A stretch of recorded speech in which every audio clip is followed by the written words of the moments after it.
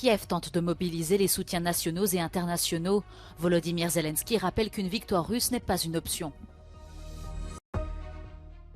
L'armée israélienne continue de bombarder la bande de Gaza. Selon le Hamas, plus de 16 200 personnes sont mortes dans l'enclave depuis le début du conflit. Après un mois de novembre record, l'année 2023 sera la plus chaude jamais enregistrée selon le service européen Copernicus.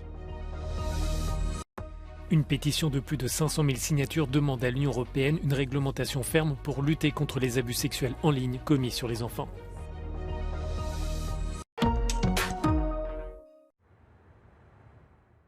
Alors que l'Ukraine rend hommage ce mercredi aux soldats et civils morts depuis le début de l'invasion russe, Volodymyr Zelensky tente de mobiliser les soutiens nationaux et internationaux.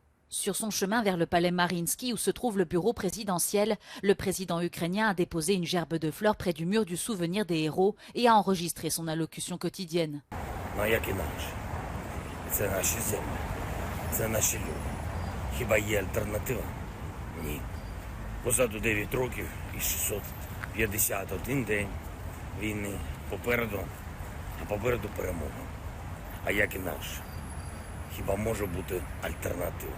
Ces dernières semaines, Volodymyr Zelensky a visité plusieurs brigades en première ligne pour encourager les troupes dans un contexte de contre-offensive au point mort. Il cherche également à renforcer le soutien des alliés occidentaux en participant à la réunion des dirigeants du G7 ce mercredi.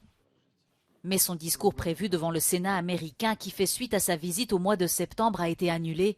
Le Congrès n'est toujours pas parvenu à approuver le dernier programme de soutien à l'Ukraine défendu par la Maison-Blanche.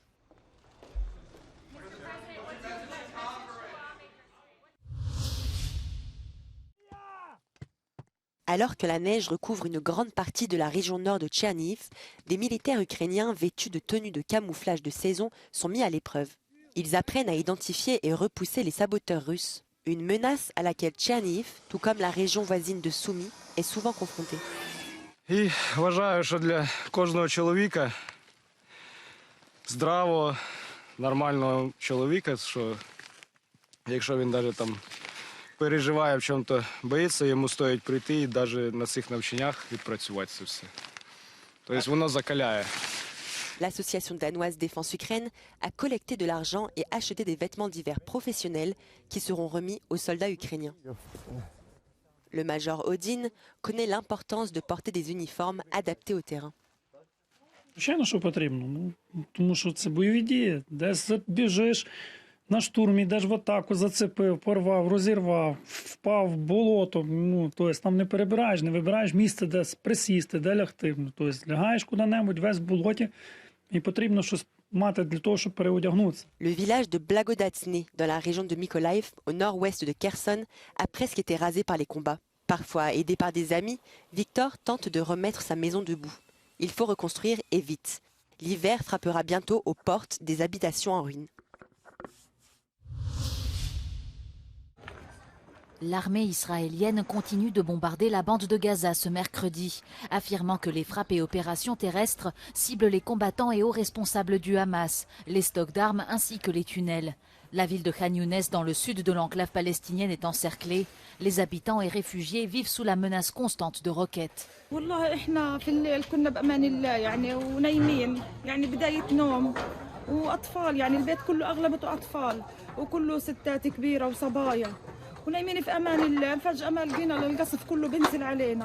Le nombre de victimes continue d'augmenter. Selon le Hamas, 16 278 personnes, dont plus de 70% de femmes et d'enfants, ont été tuées dans les bombardements israéliens. L'hôpital Kamanadouane, le dernier ouvert dans le nord de Gaza, a cessé de fonctionner faute de carburant et se trouve dans une situation critique. Selon le haut-commissaire de l'ONU aux droits de l'homme, les conditions de vie des Gazaouis sont une horreur totale. Les forces de défense israéliennes ont déclaré avoir frappé environ 250 cibles dans la bande de Gaza au cours des dernières 24 heures. Tsahal a également ordonné à un avion de l'armée de l'air de frapper des cibles dans la région de Deir al-Balah. Le gouvernement israélien exige également que le Hamas autorise le comité international de la Croix-Rouge à rendre visite aux otages encore retenus à Gaza. As the IDF expands its operations to dismantle Hamas in Gaza, we have not lost sight, not for one moment, of our critical mission to rescue our hostages, to do everything in our power to bring our hostages home. Quelques heures plus tôt, l'armée israélienne a annoncé avoir trouvé la plus grande cache d'armes depuis le début de l'offensive à Gaza. Selon elle, elle appartiendrait aux forces armées du Hamas.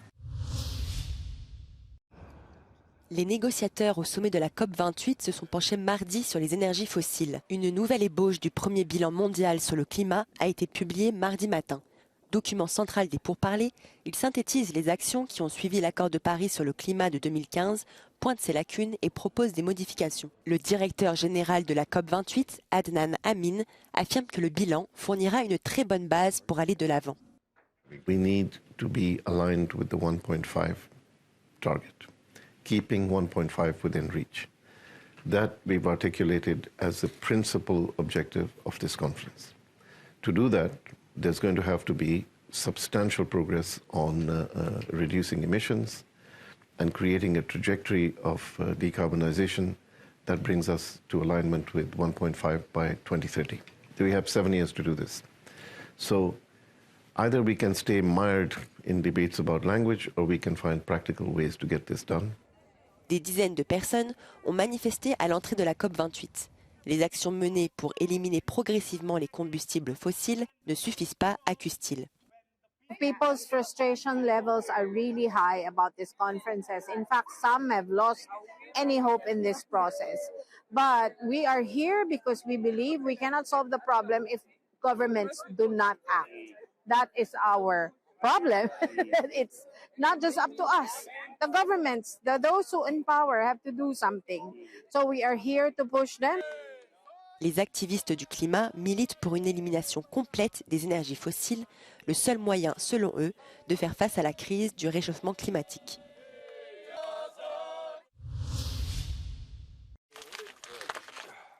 L'année 2023 sera la plus chaude jamais enregistrée selon le service européen Copernicus. Et ce, après un mois de novembre record qui, avec une moyenne de 14,22 degrés, a dépassé celui de novembre 2020 de 0,32 degrés. Il s'agit du 6e mois consécutif à battre des records. Les données montrent que depuis le début de l'année, la température moyenne de l'air à la surface de la planète est supérieure de 1,46 degrés à la moyenne pré-industrielle de 1850 à 1900, soit 0,13 degrés de plus qu'en 2016, l'année la plus chaude jamais enregistrée jusqu'à présent. L'Europe n'échappe pas à cette hausse. Les températures de tout l'hémisphère nord ont battu des records entre début septembre et fin novembre. Le service Copernicus attribue ce réchauffement planétaire à l'augmentation des gaz à effet de serre, un signal de plus en pleine COP28 sur le climat. Le phénomène El Niño au-dessus du Pacifique continue également d'alimenter la hausse des températures. En novembre, 2 journées ont connu des températures supérieures de 2 degrés à l'ère pré-industrielle. Conséquence de ce dérèglement climatique, des phénomènes météorologiques de plus en plus extrêmes et fréquents. La sécheresse a frappé le mois dernier plusieurs régions des États-Unis, d'Asie et d'Amérique du Sud. L'Europe a de son côté été balayée par la tempête Ciarán.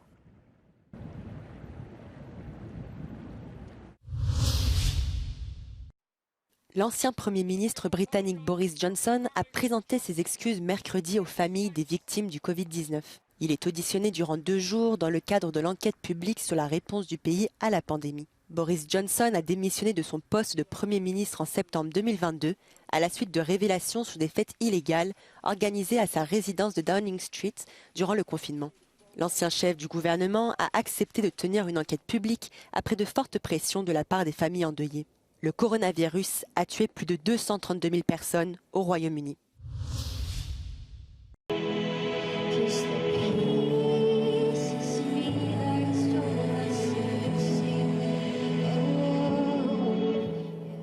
C'est avec la chanson Pieces of Me, des pièces de moi, que l'artiste finlandaise Charlina a évoqué les abus sexuels dont elle a été victime enfant.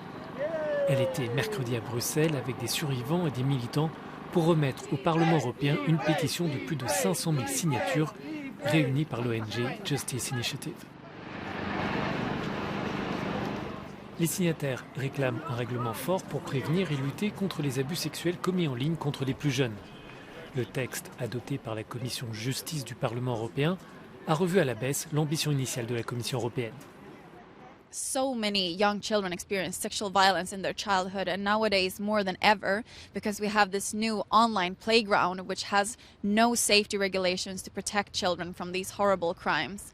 And for me as a survivor, it's really important to ensure that no one needs to experience what I experienced. Le texte du Parlement européen supprime la possibilité pour les plateformes en ligne de détecter et de supprimer volontairement les contenus pédopornographiques. Cela ne pourrait se faire qu'après une décision de justice. L'objectif est de protéger la vie privée sur le net. The court will order it very quick, and we have also put in a lot of measures to prevent material to circulate, because that's the most important thing. We want to protect our children to become a victim. Maybe it's not 100% like we all want, but it's a compromise which we really can defend, which is a big step forward to protect children's rights. Un utilisateur sur 3 d'Internet est un enfant.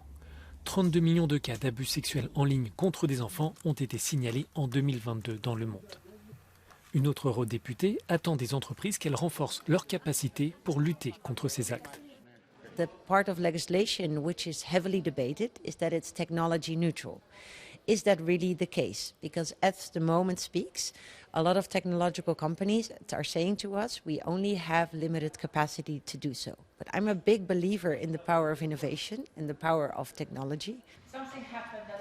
Les négociations entre le Parlement européen, le Conseil de l'Union et la Commission européenne devraient débuter prochainement. Mais les États membres sont divisés et souhaitent disposer de plus de temps pour leurs débats en interne. La législation européenne pourrait devenir l'une des plus complètes au monde et pourrait donc servir de référence pour d'autres pays.